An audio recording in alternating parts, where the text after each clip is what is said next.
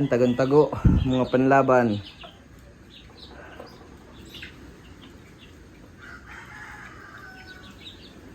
Pabilis ang tumuka.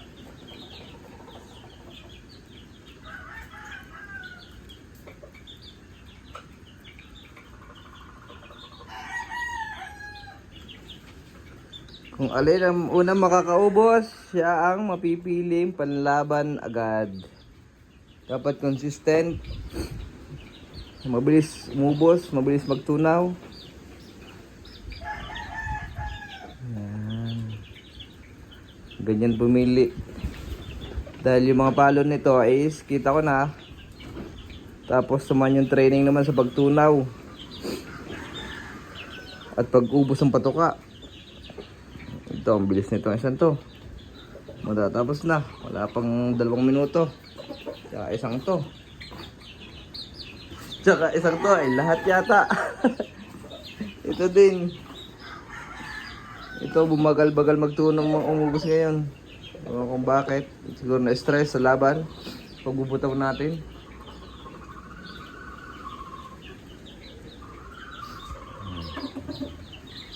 Ang ating white.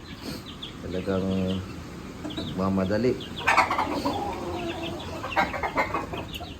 Nagawan sa mga sisiw natin.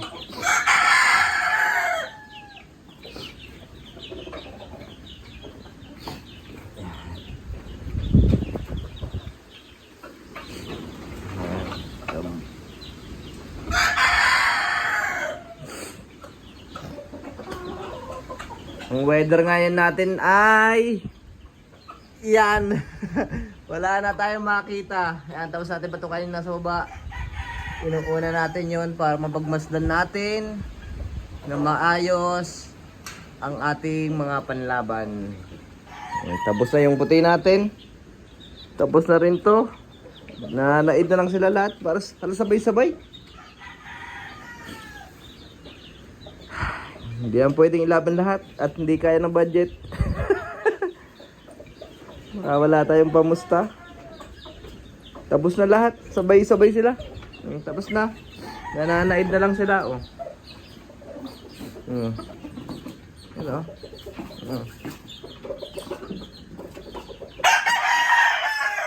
Ito nanibago to. Pero dire-diretso pa rin naman to ka.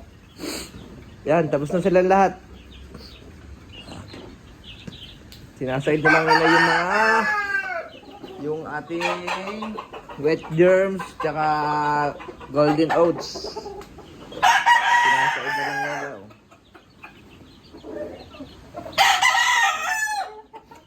Ito, hindi niya tinutuka yung ating pellets.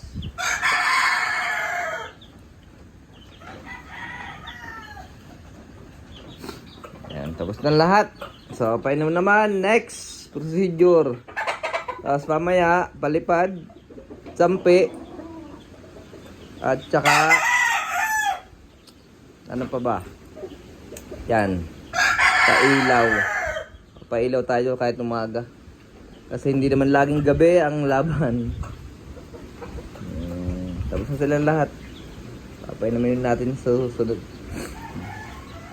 Yan o, sinaside lang nila yung mga wet germs at golden oats natin. Nakakad na kasama. Mga sabay-sabay. Magagaling. Ayan. Masarap talagang pagmasdan pag ano, lalo pag ito yung nagpanalo. Nakakataba ng puso kasi ikaw na mismo naghanda. Hindi na natin pinapagawa sa tao kasi wala na tayong tauhan. Grabe naman mga tayo, anong manok. Maliit ang space ko. Yung isa nandun sa loob, tapos na yun. Kanina pa, dahil yun ay subok na subok.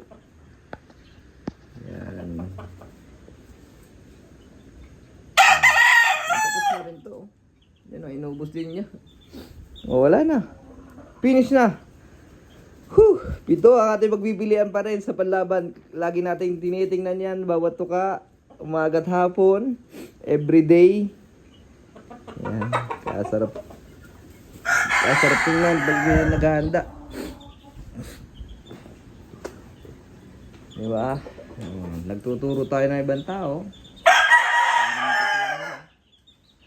Paano dapat tinitingnan sa manok.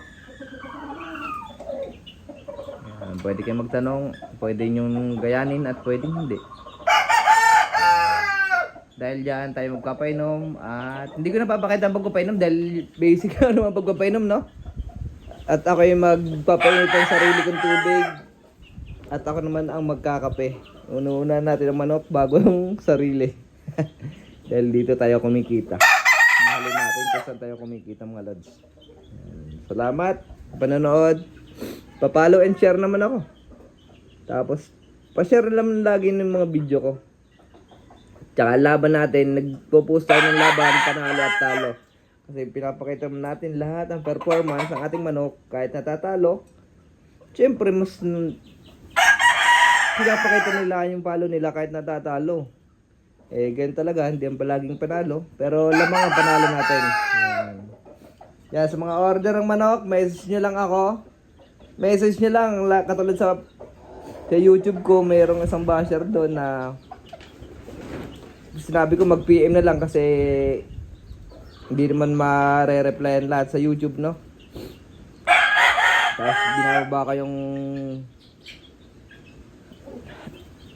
Facebook name para may message nila ako. Tapos siyempre may basher pa rin. Yan talagang buhay. Salamat, good morning sa ating lahat and more wins. Adios.